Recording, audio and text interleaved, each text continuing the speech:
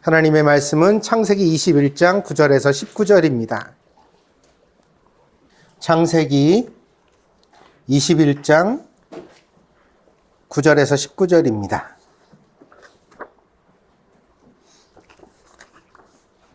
봉독하겠습니다. 사라가 본즉 아브라함의 아들 애굽 여인 하갈의 아들이 이삭을 놀리는지라. 그가 아브라함에게 이르되 이 여종과 그 아들을 내쫓으라. 이 종의 아들은 내 아들 이삭과 함께 기업을 얻지 못하리라 하므로 아브라함이 그의 아들로 말미암아 그 일이 매우 근심이 되었더니 하나님이 아브라함에게 이르시되 내 아이나 내 여종으로 말미암아 근심하지 말라. 사라가 내게 이른 말을 다 들으라. 이삭에게서 나는 자라야 넷이라 부를 것임이니라. 그러나 여종의 아들도 넷이니 내가 그로 한 민족을 이루게 하리라 하신지라.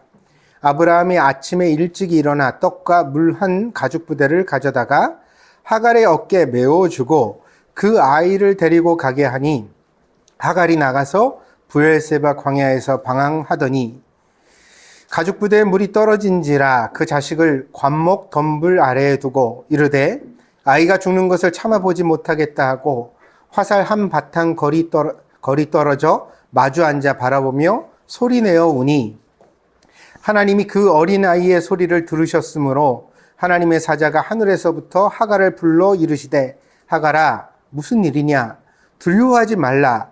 하나님이 저기 있는 아이의 소리를 들으셨나니 일어나 아이를 일으켜 내 손으로 붙들라. 그가 큰 민족을 이루게 하리라 하시니라. 하나님이 하갈의 눈을 밝히셨으므로 샘물을 보고 가서 가죽 부대에 물을 채우다가 그 아이에게 마시게 하였더라. 아멘.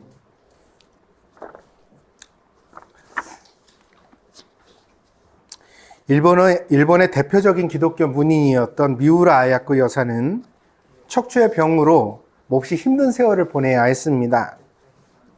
그러나 그녀는 실망하거나 하나님을 원망한 것이 아니라 그 세월을 통해 만나고 경험한 신앙의 이야기를 그녀의 작품에 담아서 많은 사람들을 감동시켰습니다. 그녀가 감당했던 많은 시련과 고난에 대하여 물었을 때 그녀는 이렇게 대답합니다. 우리를 시련 속에 부르시는 것도 그분의 은혜입니다. 아프지 않고서는 힘들지 않고서는 만날 수 없는 하나님도 계시기 때문입니다. 한국교회의 스승이셨던 오카는 목사님은 그리스도인의 시련은 변장된 축복일 뿐이다 이렇게 말씀하셨습니다. 이것은 단순한 말의 위로가 아니라 기독교의 정수를 담고 있는 한마디라고 생각합니다. 그리스도인은 고난을 통해 더 단단해지고 더 깊은 은혜의 차원으로 성장하게 되기 때문입니다. 그래서 문제는 고난이 아닙니다. 고난을 대하는 우리의 자세가 문제입니다.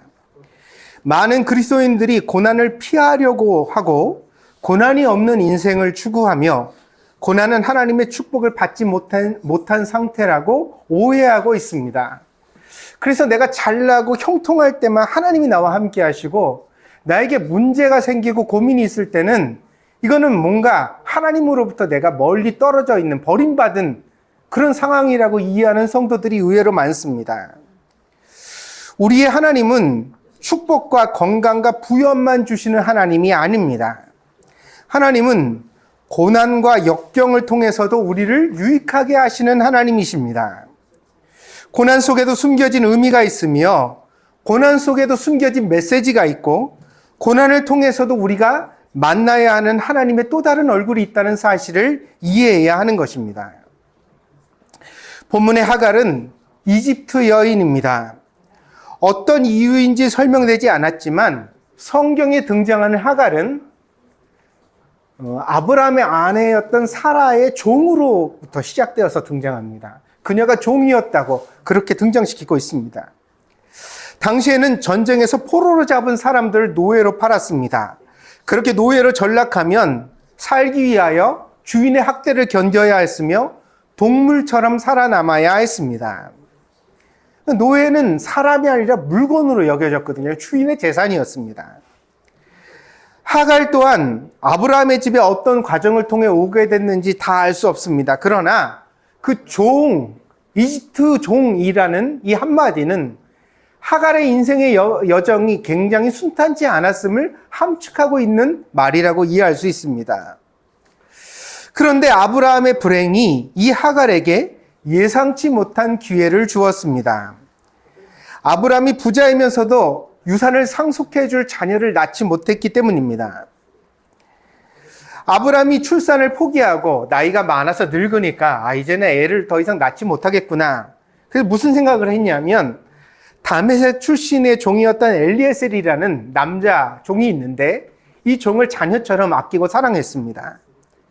그래서 아브라함이 엘리에셀을 자신의 후계자로 지명하려고 마음에 결심을 합니다. 이 사실을 알게 된 사라는 조바심이 더욱더 커졌습니다. 왜냐하면 그렇게 되면 누가 제일 난처하냐면 아브라함의 아내였던 사라가 난처하기 때문입니다. 왜냐하면 부인인데 자기가 자식을 낳아주지 못해서 종을 후계자로 두는 것 아니에요? 그러니까 이건 여인에게 굉장히 수치스러운 일인 거예요. 결국 사라는 자기의 종이었던 하갈을 아브라함에게 아내로 줍니다. 그러니까 아브라함과 동침시키죠.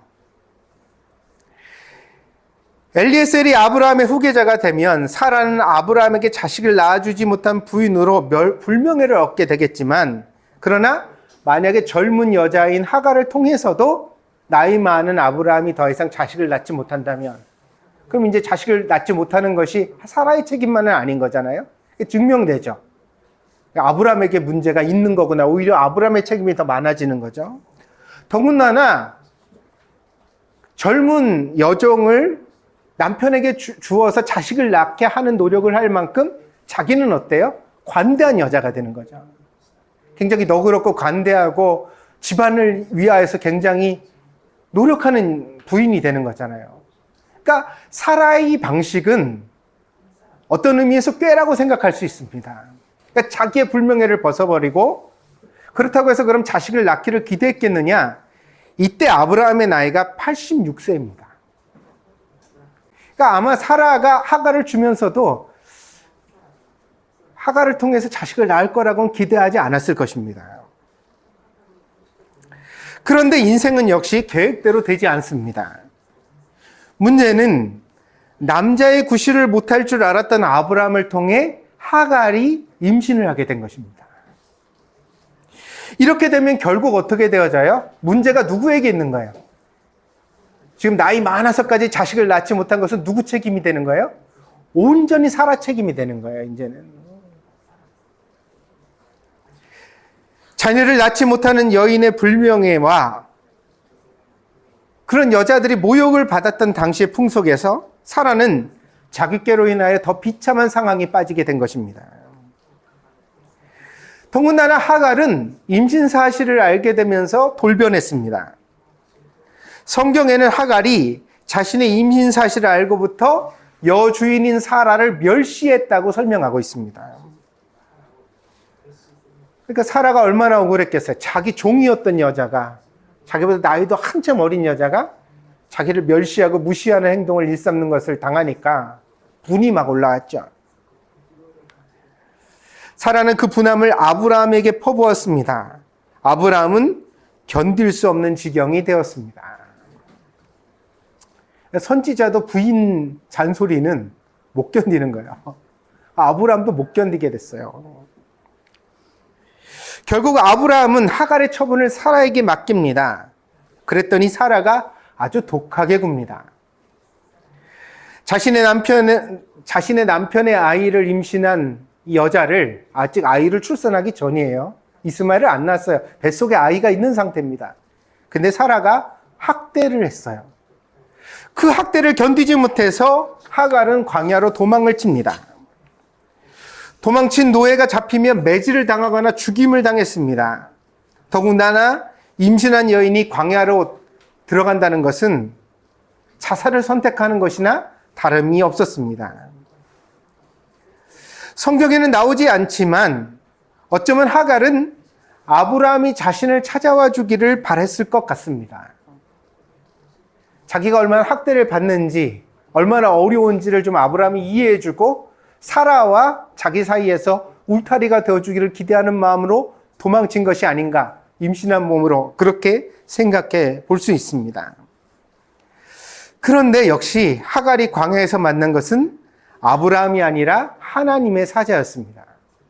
천사가 광야에 나타났어요. 그 부분을 읽어드립니다. 창세기 16장 7절입니다. 여호와의 사자가 광야의 샘물 곁 곧 술김 샘 곁에서 그녀를 만나 이르되 사레의 여종 하갈아 내가 어디서 왔으며 어디로 가느냐. 그가 이르되 나는 내 여주인 사레를 피하여 도망하나이다. 여호와의 사자가 그에게 이르되 내 여주인에게로 돌아가서 그 수하에 복종하라. 도망가는 하갈에게 아브라함이 나타난 것이 아니라 하나님의 천사가 나타나서 뭐라고 말하냐면 돌아가서 사라한테 복종하고 살래요.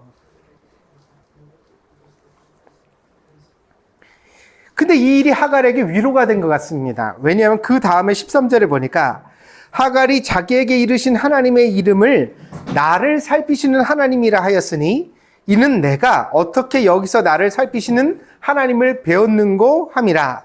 이러므로 그 샘을 부엘라 헤로이라 불렀으며 그것은 가데스와 베레 사이에 있더라. 부엘라 헤로이는 지켜보시는 하나님이라는 뜻입니다. 13절에 나를 살피시는 하나님이라고 고백을 하고 있는데 거기서 주어인 나를 뺀 겁니다. 그래서 하나님은 모든 이들을 다 지켜보시고 있다. 심지어 이집트 여인인 나까지도, 노예인 나까지도, 억울한 나까지도, 학대받아 도망치는 나까지도, 남편도 나를 찾지 않는 나까지도 하나님은 나를 지켜보셨다. 그런 고백을 담아서 그 지명을 부엘라 헤로이라 했습니다. 아브라함의 하나님, 사라의 하나님이 이제 하갈의 하나님이 되신 것입니다. 결국 하갈은 하나님의 사자에게 설득되어서 자신의 발로 아브라함의 집으로 돌아갔습니다. 그리고 그때부터 사라에게 복종하였고 무사히 출산을 했습니다. 이것이 아브라함의 나이 86세 때의 일입니다. 성경은 맥락이 있습니다. 한 분만 뚝 떼어서 해석하면 오해할 가능성이 많습니다. 창세기 21장을 해석하려면 창세기 16장서부터 읽어가야 한다는 거예요. 16장과 21장 사이에 어떤 이야기가 있냐? 그 사이에 소돔과 고모라 사건도 있고요. 아브라함이 집안을 다 이끌고 사우디의 네게부 사막까지 내려가거든요. 이 네게부 사막에서 아비멜렉에게 자기 부인이었던 사라를 빼앗길 뻔했던 사건도 나옵니다. 그리고 이제 거기서 다시 가나안 땅으로 돌아온 이후에 사라와 아브라함 사이에 이삭이 태어나게 되는 거예요. 그리고 오늘 우리가 읽은 창세기 21장은 처음 부분에 앞부분에 어떤 이야기가 나오냐면 이삭이 젖을 떼는 날, 그렇게 어렵게 100세에 태어난 아들 이삭이 젖을 떼는 날 아브라함이 큰 잔치를 베풀었더라. 그리고 그 다음에 이어진 내용이 오늘 우리가 대하고 있는 본문입니다. 요즘은 보통 일찍 아이의 젖을 뗍니다. 산모의 미용을 위해서 아예 젖을 먹이지 않는 사람들도 있고요.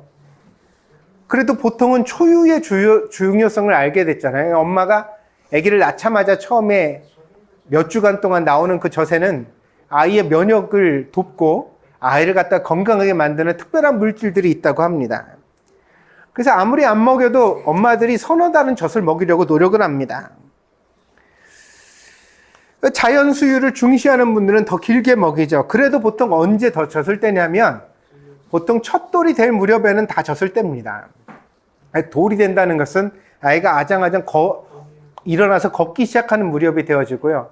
그리고 또 사실 몇 개월 지나면 이유식도 시작하잖아요. 그래서 이것저것 음식을 먹게 되니까 굳이 젖을 먹일 필요가 없죠. 그래서 한 1년쯤 되고 나면 젖을 떼게 되는 것이 보통입니다. 그래서 창세기 21장에 나오는 젖을 뗀 후에 아브라함이 큰 잔치를 베풀었다는 본문을 한국의 사람들은 돌잔치라고 이해하는 사람들이 많은 것 같습니다. 왜냐하면 우리들이 보통 돌쯤 되면 다 젖을 떼고서 잔치를 할 만하니까요. 아, 이게 우리 돌잔치 같은 거구나. 이렇게 생각을 합니다. 비슷할 수는 있겠지만 히브리인의 풍속을 생각하면 약간 다릅니다. 유대인들은 지금도 엄마의 수유를 중시하는 경향이 있다고 합니다. 더구나 엄마를 통해 자녀에게 선한 마음과 신앙이 흘러가야 한다고 생각을 하는데 그 중심이 뭐냐면 아이를 젖 먹이면서 엄마가 들려주는 이야기가 굉장히 큰 역할을 한다고 믿는다는 거예요. 아이를 아주 늦게까지 젖을 먹이면서 품에 안은 채 하나님의 말씀도 들려주고 찬양도 들려주고 좋은 이야기도 들려주고 그러면서 아이를 키우는 것을 굉장히 귀한 시간으로 보낸다는 것입니다.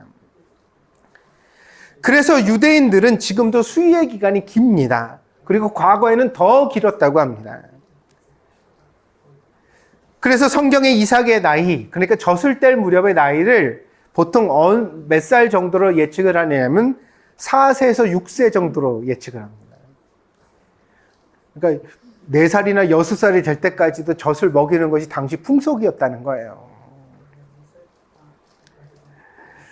아마도 100세 이삭을 낳았던 아브라함은 여느 부모들처럼 자신이 이 아이를 끝까지 돌봐주지 못할지도 모른다는 마음에 노심초사했을 것입니다. 늙어서 아이를 낳으면 겁이 나잖아요. 그러니까 노사를 하는 분들이 그런 걱정하는 얘기를 많이 들었어요. 내 나이가 40인데 지금 아이를 낳으면 아이 20살 때 나는 환갑이네. 그럼 내가 그때까지 내가 돈 벌어서 애를 갖다가 뒷바라지 하고 장가 보내고 시집 보낼 수 있을까? 이런 걱정을 실제로 많이 한단 말이에요. 아브라함 때는 어떻게? 아브라함은 몇 살에 낳았다고요? 100살에 자식을 낳았다고요. 그러니까 젖을 뗀다는 말은 그 자체로도 축하할 일이지만 그래도 이제 부모로서의 최소한의 역할을 다 했다. 내가 없어도 얘는 살겠구나. 아브라함이 그런 어떤 복잡한 마음을 담아서 잔치를 베풀지 않았을까 생각해 볼 수 있습니다. 그렇게 읽고 나면 이제 우리가 대하는 이 본문이 조금 더 이해가 가실 것입니다. 왜냐하면 9절 말씀해 보니까 하갈의 아들 이스마엘이 이삭을 놀렸다고 그랬는데 만약에 이 젖을 떼는 나이가 첫 돌쯤이라고 생각하면 이제 아장아장 걷기 시작하고 말도 못하는 아이를 놀리면 뭘로 놀린단 말입니까? 옛날 개혁성경에는 개정판은 지금 놀린다고 돼 있잖아요.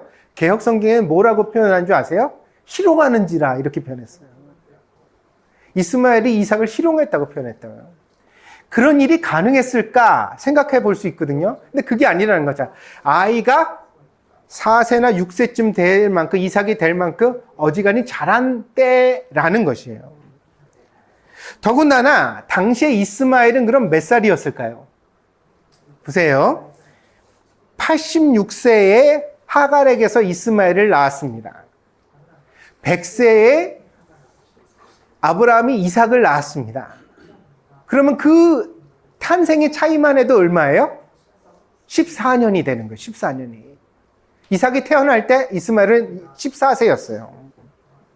더군다나 거기다 젖을 떼는 나이 4세에서 6세를 더하고 나면 이 당시에 이스마엘의 나이를 얼마라고 생각할 수 있냐면 18살에서 20세가 되었을 것이라고 생각할 수 있어요. 어떻습니까? 사람의 인생 가운데서 제일 통제가 힘든 때 아닙니까? 이스마엘이 무슨 짓을 했는지는 모르겠습니다. 그러나 18세에서 20세쯤 되어지는 나이에 뭔가 말과 행동을 조금 잘못했다고 해서 집에서 쫓아낸다면 집에 남아있을 아이가 몇 명이나 있겠습니까? 이때는 다 그런 때거든요. 말도 안 되는 행동을 하고 말도 안 되는 짓을 일삼고 그런 과정을 겪어서 사람이 성숙하는 것이거든요.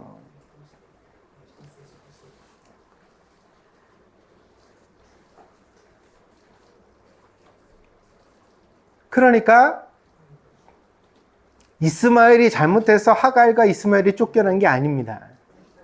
이건 창세기 16장부터 시작된 하갈과 사라 사이의 그 질투와 미움, 앙금이 십수년의 세월 동안 계속 쌓여갔던 겁니다.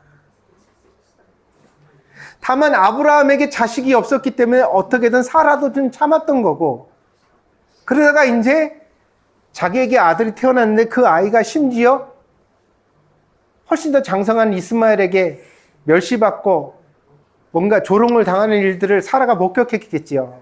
근데 그거는 솔직히 말하면 애들 사이에 늘 생기는 일이고 당연한 겁니다. 그런데 사라가 이 일을 견디지 못하고 폭발한 겁니다. 사라는 안주인의 권리와 권력을 이용하여 하갈과 이스마엘을 눈앞에서 제거했습니다. 사라가 훌륭한 사람이 아니었냐고요? 사라는 신앙이 좋았습니다. 신앙과 삶은 병행되지만 신앙이 삶이 되고 삶이 신앙이 되는 경지는 매우 어려운 것입니다. 그러니까 이건 당연한 게 아닙니다.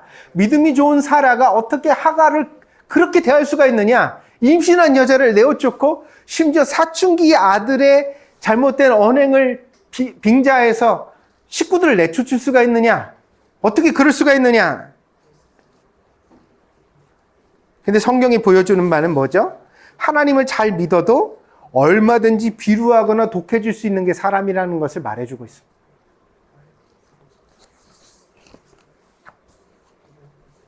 그래서 우리가 인간관계를 가질 때 어느 교회 훌륭한 권사님, 신앙 좋은 분이라고 함부로 과신해서는 안 됩니다. 그것 자체가 너무 순진한 생각이고 스스로 위기를 자초하는 태도입니다. 신앙은 좋아도 사람은 비루할 수 있다. 아멘? 이해하셔야 돼요. 그거를 마음에 두고 살아야 돼요. 사람이란 것은 완전히 믿고 의지할 존재가 아님을 늘 생각해야만 합니다. 결국 하갈은 비참하게 추방을 당합니다. 이해하기 힘든 사실은 여기서 아브라함이 하갈과 이스마엘을 위해서 아무 일도 안 한다는 것입니다. 심지어 추방을 당하는데 성경에 뭐라고 나오냐면 물 한 주머니만 채워서 들려보내서 내보냈다는 거예요. 여러분, 요즘 세상에도 이혼은 하지만 양육비는 주잖아요. 그렇지 않아요? 아니, 자기 자식을 낳았는데 그것도 한참 먹성이 좋은 18살, 20살쯤 되는 아이와 함께 엄마를 내보내는데 어떻게 금부치는 못 줄 망정 물 한 주머니 줘서 내보내냐.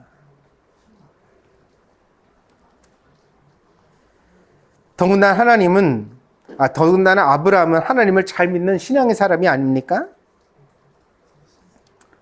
여기서도 성경의 맥락을 잘 보아야만 상황을 이해할 수 있습니다. 그러면 아브라함이 이스마엘에 대하여 전혀 애정이 없었느냐, 하갈을 아끼지 않았느냐? 그것이 아닙니다. 이스마엘에 대한 하나님의 약속이 창세기 16장과 21장 사이에 여러 번 나옵니다. 먼저요, 아까 16장에서 하갈이 이제 사라에게 학대를 받다가 임신한 몸을 가지고서 광야로 이래 도망간 사건이 있잖아요. 거기 보면 이런 부분이 있어요. 16장 10절입니다. 여호와의 사자가 또 그에게, 그러니까 하갈에게 이르되 내가 내 씨를 크게 번성하여 그 수가 많아 셀 수 없게 하리라. 여호와의 사자가 또 그에게 이르되 내가 임신하였은즉 아들을 낳으리니 그 이름을 이스마엘이라 하라. 이는 여호와께서 내 고통을 들으셨음이니라. 그가 사람 중에 들나귀 같이 되리니 그의 손이 모든 사람을 치겠고 모든 사람의 손이 그를 칠지며 그가 모든 형제와 대항해서 살리라 하니라. 근데 여기 뭐라 그랬냐면 아이의 이름은 이스마엘이라고 하는데 이 이스마엘은 크게 번성하고 수가 많아지게 될 것이다. 민족이 되게 될 것이라는 예고를 담고 있어요. 근데 여러분, 아이가 태어나면 아이의 이름을 누가 짓는다고요? 보통 아버지가 지어요. 아버지의 권한이에요. 성경에 누누이 나오는데 자식의 이름은 아버지가 짓는 게 유대인적 전통입니다. 근데 이스마엘이라는 이름이 성경에 처음 등장하는 것은 누구에게 등장해요? 하갈에게 등장해요. 하나님의 사자가 하갈에게 이야기를 했어요. 근데 이 아이의 이름이 결국 이스마엘이 되었잖아요. 그렇죠? 그러니까 아브라함이 이 얘기를 들었다는 거예요? 못 들었다는 거예요? 나중에 광야에 나갔다가 하나님의 사자를 만나고 이런 이야기를 들었다는 것을 아브라함에게 다 이야기를 했다는 거죠. 그래서 이 아이의 이름이 이스마엘이 된 겁니다.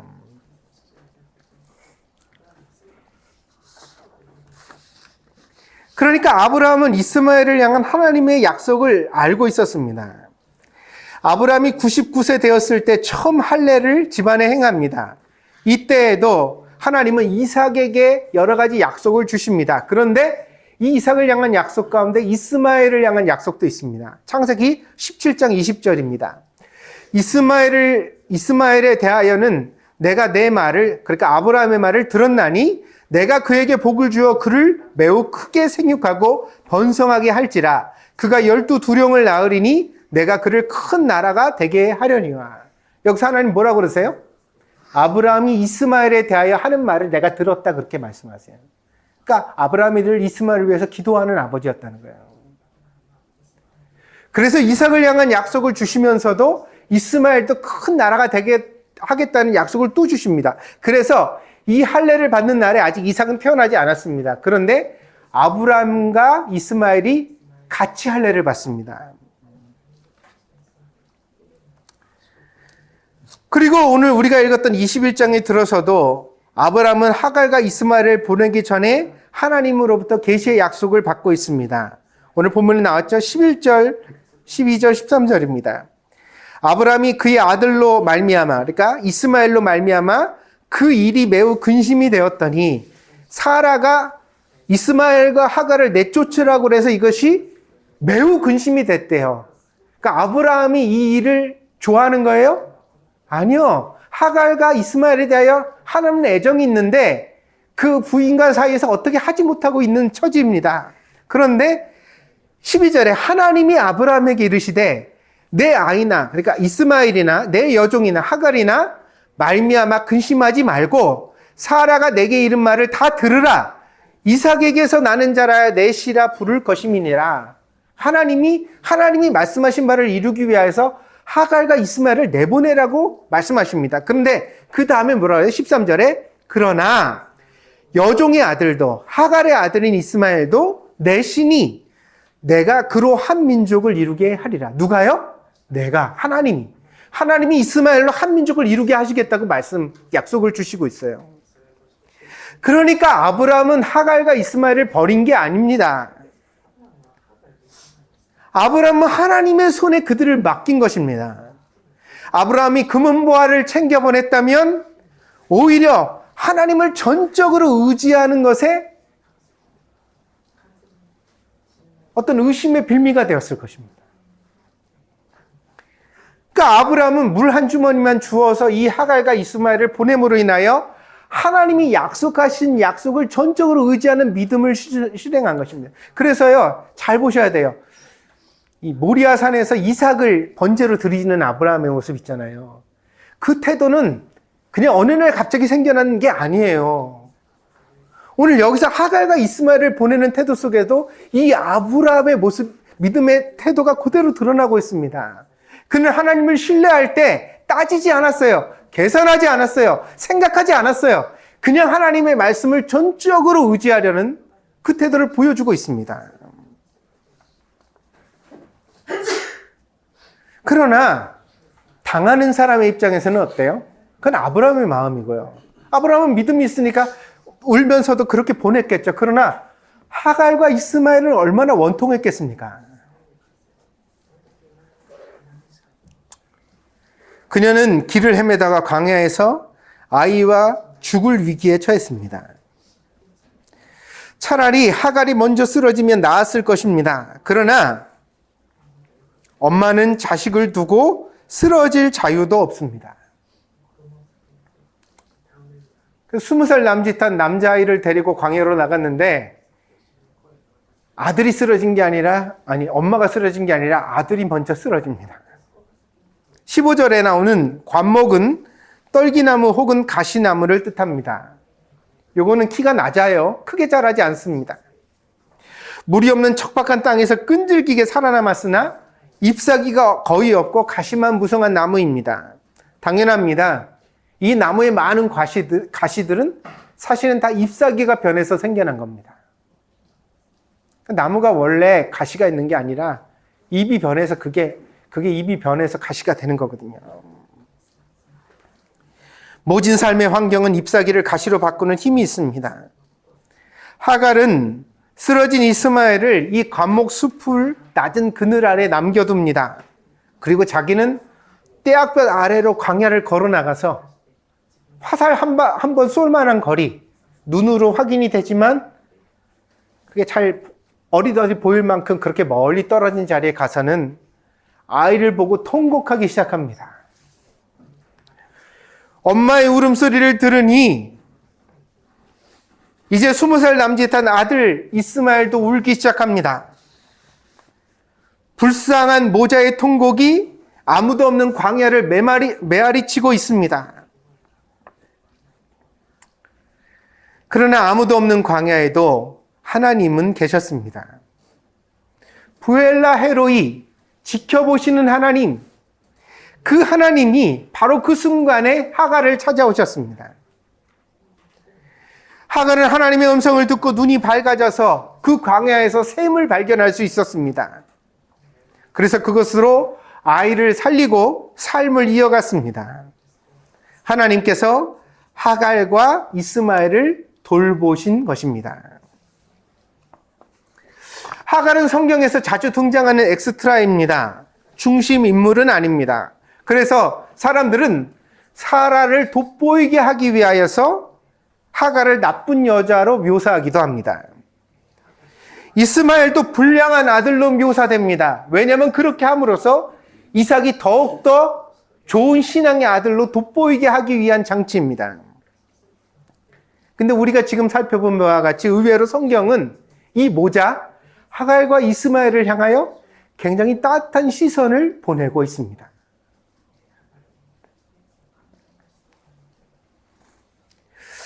예수님께 한 여인이 찾아왔습니다. 그녀의 딸이 귀신에 들려 고통을 당하고 있었기 때문입니다. 그런데 그녀는 유대인이 아니었습니다. 그녀는 헬라인으로 소개되는데 수로보니게 출신이라고 했습니다. 수로보니게는 시로페니키아의 음역입니다. 여기는 북부 이스라엘의 연안 지역으로 고대로부터 해상 무역이 발달하여 인종과 문화가 혼합되었던 지역입니다. 그래서 서양 문화도 있고 동양 문화도 있고 인종도 막 백인과 흑인과 황인종이 막 짬뽕이 되어 있는 사람들이 살아갔던 그런 도시입니다.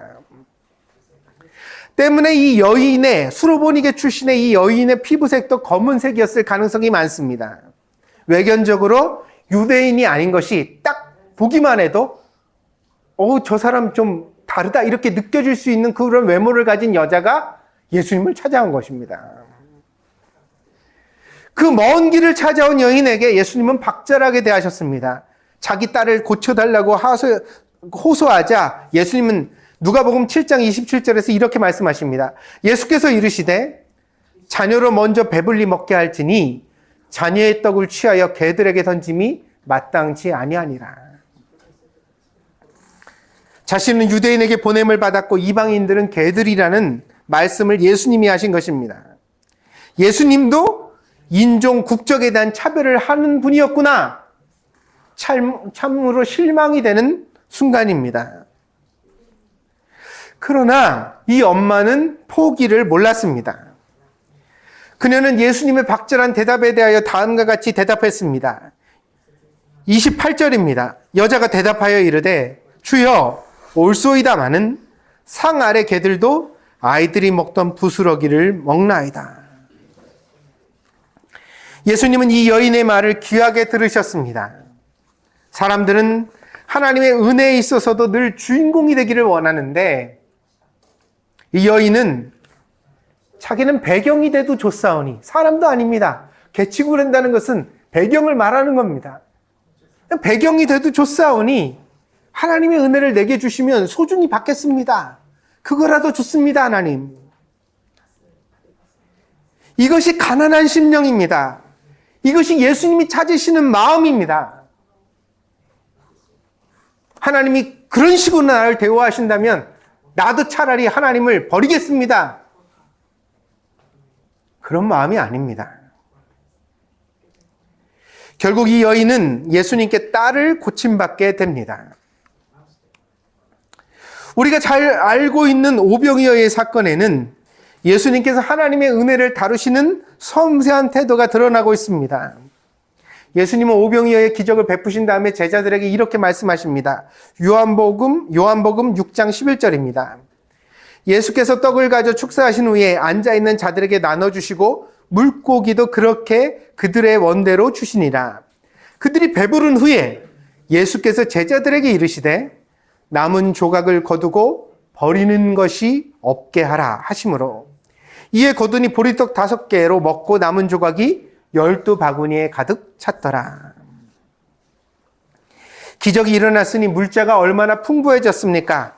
대충 먹고 버리고, 말하자면 피자 같은 거 가장자리에 있는 도우는 버리고 알맹이만 먹고 버리고, 만약에 부족하면 5병이어로 5,000명을 먹이시는 예수님 더 만드시면 되는 거 아니냐 이거예요.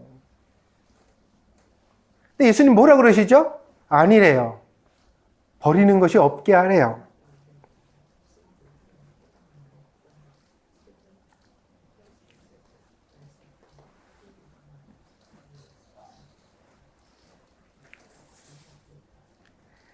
하나님의 은혜는 가볍게 취급받아서는 안 됩니다.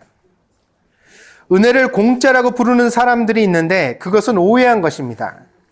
은혜는 공짜가 아니라 가장 귀한 것입니다.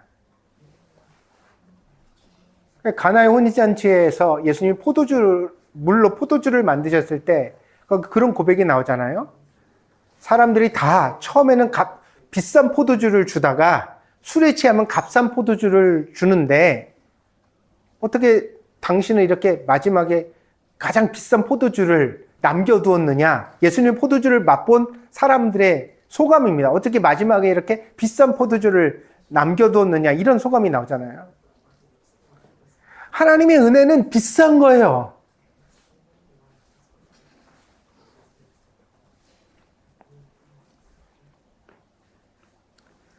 하갈과 이스마엘은 성경의 주인공이 되지는 못합니다. 그렇다고 이 사람들에게 주어진 은혜가 하찮은 것일까요? 유대인들이 받은 은혜만 진짜 은혜일까요? 이 천박한 인식 속에서 오늘까지 유태인은 팔레스타인 사람들을 핍박하고 있습니다. 이스마엘은 태어나지 말아야 할 사람이라고, 이스마엘의 자손들은 저주받은 민족이라고 평가하고 있습니다. 그래서 팔레스타인 사람들 머리 위에다 폭탄을 터뜨리는 것을 당연시합니다. 그렇게 해도 된다고 생각합니다. 하나님께서 그걸 원하는 일이라고 주장하는 사람들도 있습니다. 과연 그렇습니까? 하나님께서는 그런 하나님이시고 성경이 우리에게 그렇게 말하고 있습니까? 부스러기도 은혜입니다. 은혜는 고귀하며 값진 것입니다. 부스러기도 버리는 것이 없게 하라는 예수님의 말씀을 우리가 듣는다면 우리는 하나님의 부스러기 은혜가 미치는 자리에 대하여서도 살피고 헤아리고 섬기는 그리스도인이 되어야 마땅한 것입니다. 저주와 독설이 난무하는 기독교의 깃발을 보고 있노라면 과연 저들이 믿는 하나님과 예수님은 내가 만난 하나님과 내가 동행하는 예수님과는 전혀 다른 분인가 하는 의심이 생겨납니다. 하나님은 절대로 그런 분이 아닙니다. 만약 하나님이 이스마엘을 끝장내는 것을 원하는 분이라면 하갈이 이스마엘을 임신했을 때 광야에 들어가 죽게 됐다니까요. 그런데 왜 부엘라 헤로이 살피시는 하나님이 나타나셨느냐 이거예요. 거기서 안 나타나셨으면 하갈은 거기서 헤매다가 죽었습니다. 그러면 이스마엘의 자손도 없는 거예요. 이스마엘의 자손이 없으면 오늘날 팔레스타인 사람들도 없겠죠. 누가 있게 하셨어요?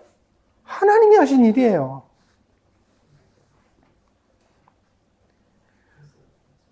부엘라 헤로이의 하나님이 오늘 창세기 21장에도 나타나셔서 하갈과 이스마엘을 살려주시고 있습니다.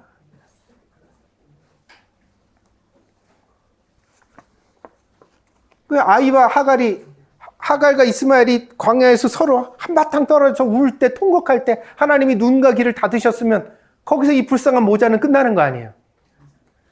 근데 하나님이 거기 나타나시잖아요. 이들이 없는 게 하나님의 뜻입니까? 세상은 흑과 백이 그렇게 뚜렷한 것이 아닙니다. 좋은 사람과 나쁜 사람만 있는 것이 아닙니다. 우리 대부분은 좋은 사람도 나쁜 사람도 아니고 헷갈리는 사람들입니다. 때로는 좋은 일도 하다, 때로는 나쁜 일도 하고요. 우리 모두가 다 마찬가지예요. 아이고, 설교하는 목사님은 평생 남한테 양보하고 좋은 일만 하면서 살아가시겠지? 아닙니다. 목사도 남몰래 욕심 부릴 때가 있고, 목사도 누군가가 미워서 잠을 못 잘 때가 있는 거예요. 우린 다 그런 존재예요. 근데 그것이 부끄럽지 않은 이유는 나만 그래요? 여러분은 안 그래요? 남을 손가락질하고 비판하는 당신이요. 당신은 과연 그 손가락질과 비판에서 자유로운 사람입니까? 당신 그렇게 선량합니까? 당신 그렇게 완벽하게 살고 있습니까?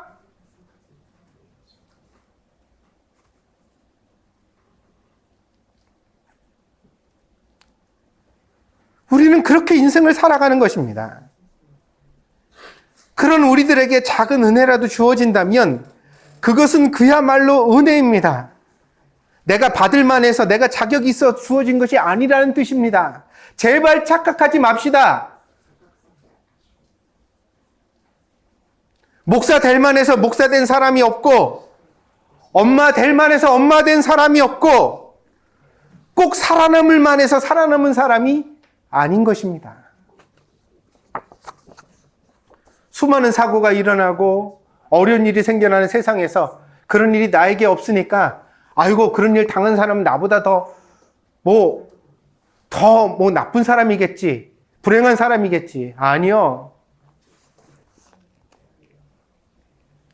하나님은 복받을 자에게 복을 주시지만 복받을 자격이 없는 사람들에게도 살아갈 만큼의 복을 주시는 분입니다. 그것이 하나님의 자비이고 사랑인 줄 믿습니다. 그러므로 여러분, 부스러기 은혜 받았다고 불평하지 마세요.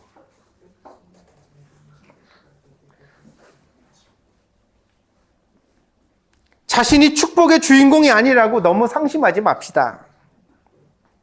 오히려 지금의 내 자리에서 감사하면서 부스러기 은혜라도 함부로 버리지 않도록 잘 간수하며 살아가야 될 줄 믿습니다. 그렇게 살면 우리 모두는 하갈과 이스마엘을 통하여서도 큰 민족을 이루게 하신 하나님,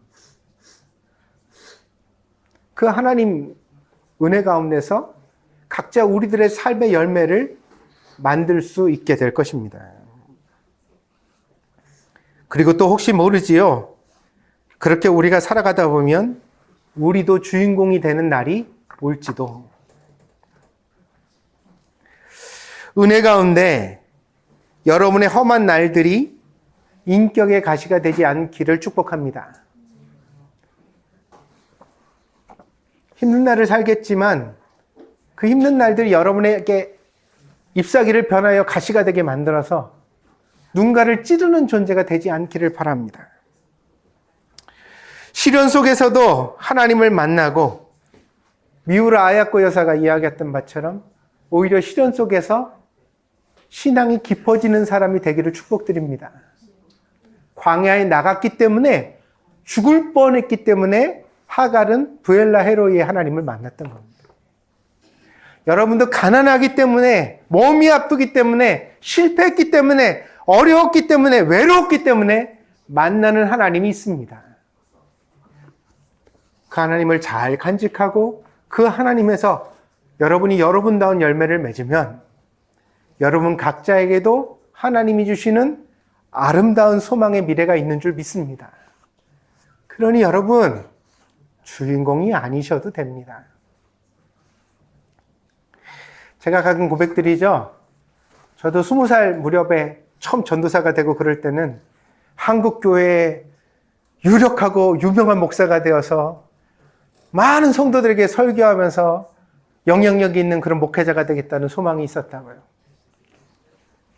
근데 지금 환갑이 다 되어가는 나이에 오늘은 우리 교회가 왜 이렇게 적죠? 아니, 한국에 간 건 유준혜 뿐인데 자리가 완전히 텅 비었네.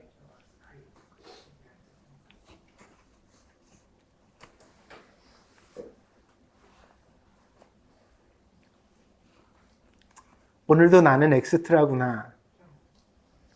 변방에 서 있는 작은 목사구나. 그런 생각이 듭니다. 근데 예전처럼 그게 불행하거나 억울하지는 않습니다. 왠지 아세요? 저는 지금 제게 주시는 부스러기 은혜를 귀하게 여기거든요.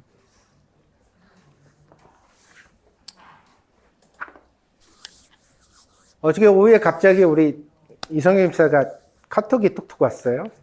목사님 가도 돼요? 이유도 없이 그렇게 왔어요. 그 사모님 카톡으로 왔어요. 저한테도 전화를 하셨던 것 같은데 하여튼 왔어요. 그래서 이유도 따지지 않고 그냥 와요 그랬어요.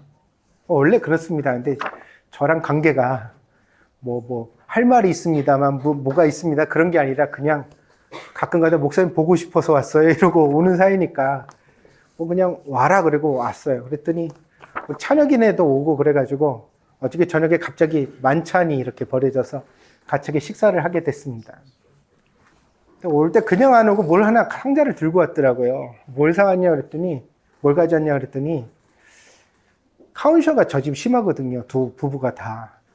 그래서 카운이 심하니까 그 알레르기 때문에 공기청정기를 사러 갔다가 자기네 거 사면서 목사님도 비염 있어가지고 고생하는 거 그 아니까는 자기네 거 사면서 목사님 것도 하나 샀다는 거예요. 누가 사자고 그랬을까? 장소 집사일까? 이성길 집사일까? 나는 둘 중에 한 명일 거라고 생각을 해요. 그걸 사가지고 들고 온 거예요. 같이 저녁을 먹었습니다. 그리고 이제 보냈는데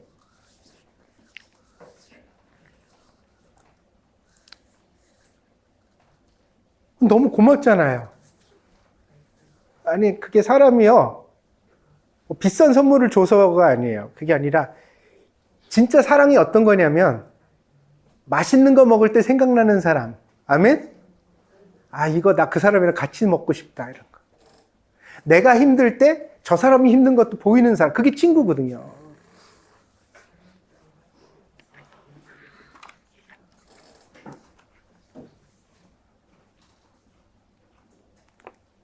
근데 이번 저희 어머니가 소천하셨을 때 멀리 한국에서 조용히 가서 장례를 치르면서 사실은 이제 교회 집사님들한테도 다 소식을 넣어서 했던 게 아무도 오지 말아라. 괜찮다. 어머니가 조용히 장례치기를 원래부터 원하셨기 때문에 그냥 지인들만 가까이 부르고 아무것도 없이 그렇게 하려고 그런다. 그렇게 얘기를 했었습니다. 근데 이제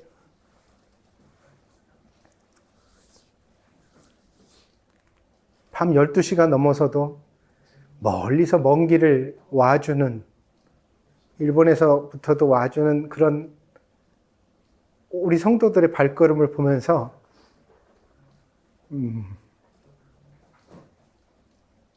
내가 진짜 사랑받는 목사구나. 수천 명을 목회하는 것을 부러워할 일이 아니구나. 내가 여기서 보낸 십수년의 세월이 이 사람들한테 가족이 되고 있구나. 나를 가족으로 여기는구나.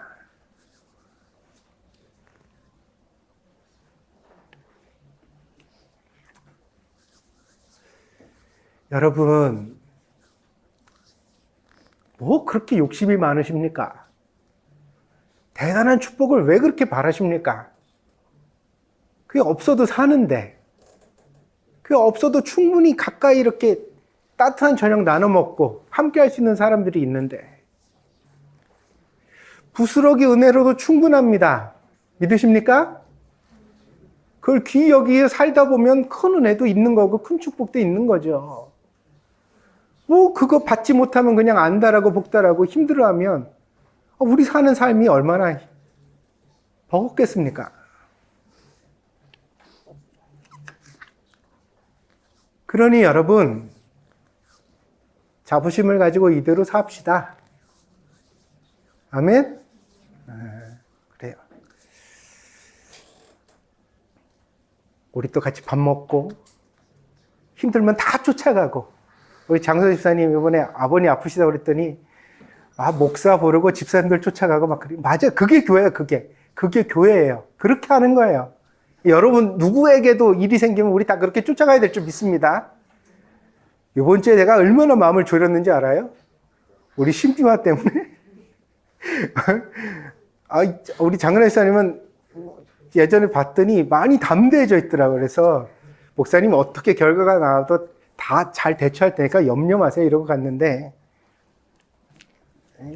보고 났더니 마음이, 그래서 네, 하나님이 기도한 대로 이번에 합격하는 소식도 주셨고,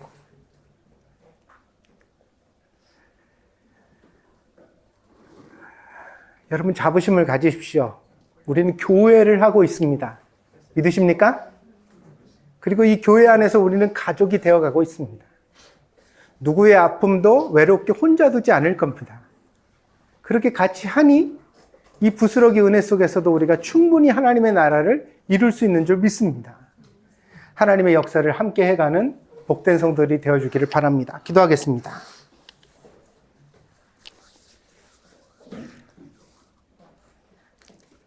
사람들은 하나님의 마음을 알지 못했습니다.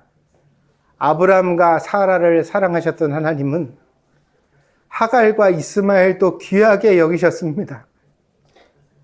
그 모자가 외로운 광야에서 목말라 죽는 것을 지켜보실 수 없는 하나님이셨습니다. 그 하나님의 자비가, 그 부스러기 은혜가 오늘 이 세상에 이렇게 다양한 인종과 민족과 나라들을 만들어 주신 줄 믿습니다. 그러므로 이 하나님의 뜻 안에서 우리는 서로를 존중하고 사랑하며 함께 살아가야 마땅한 줄 믿습니다. 누구도 누구를 미워할 권리가 없고 누구도 누구를 핍박할 그런 자격이 없습니다. 하나님, 오늘 우리가 이 부스러기 은혜 가운데서 하나님의 자비와 사랑을 다시 한번 깨닫게 하여 주시옵소서. 그리하여서 함께 나누게 하시옵소서. 서로 돌보게 하시옵소서. 작은 것이라도 함께함으로써 더욱 강해지고 건강해지는 저희들이 되게 하여 주시옵소서. 특별히 우리 동경 드림교회는 하나님의 은혜로 충만케 하셔서 더욱 가족과 같은 교회, 더욱 서로 사랑하는 교회가 되게 하여 주시옵소서. 감사를 드리며 예수님의 이름으로 기도하였습니다. 아멘.